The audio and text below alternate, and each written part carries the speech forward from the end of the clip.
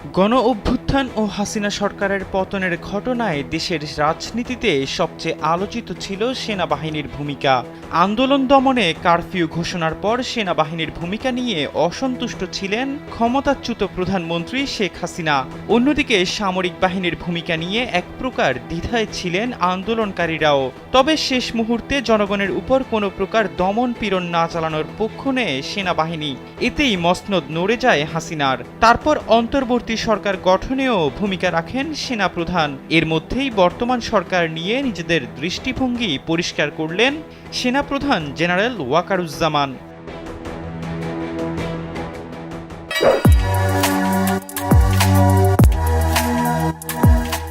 বার্তা সংস্থা রয়টার্সের এক প্রতিবেদনে বলা হয়, আগামী ১.৫ বছরের মধ্যে যাতে নির্বাচন আয়োজন করা যায় সেজন্য অন্তর্বর্তী সরকারকে সমর্থন দেওয়ার অঙ্গীকার ব্যক্ত করেছেন সেনাপ্রধান। প্রধান উপদেষ্টার সঙ্গে সাক্ষাতে তার পাশে থাকার অঙ্গীকার ব্যক্ত করেছেন তিনি। পাশাপাশি অন্তর্বর্তী সরকারকে গুরুত্বপূর্ণ সংস্কার সম্পন্ন করতে সহায়তা দেওয়ার বিষয়েও প্রত্যয় ব্যক্ত করেন সেনাপ্রধান।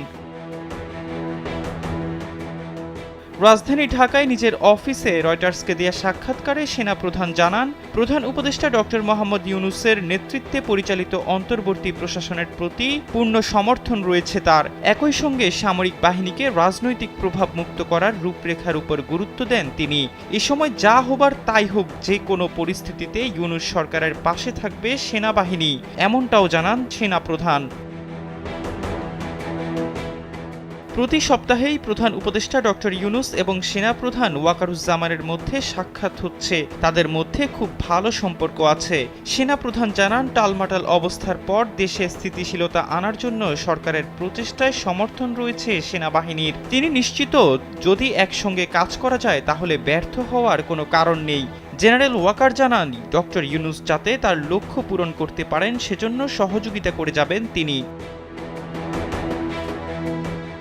সেনাপ্রধান জানান, তার নেতৃত্বে থাকা বাংলাদেশ সেনাবাহিনী রাজনীতিতে হস্তক্ষেপ করবে না। তিনি জানান, সেনাবাহিনীর জন্য ক্ষতিকর এমন কোনো কিছুই তিনি করবেন না। তিনি একজন পেশাদার সেনাবাহিনীতে তার পেশাদারিত্বকে রক্ষা করবেন। জেনারেল ওয়াকার জানান, শেখ হাসিনাকে ক্ষমতা থেকে উৎখাত করার পর থেকে প্রস্তাবিত ব্যাপক সংস্কারের সঙ্গে সামঞ্জস্য রেখে সেনাবাহিনীও তাদের কর্মকর্তাদের অনিয়মের অভিযোগ খতিয়ে দেখছে।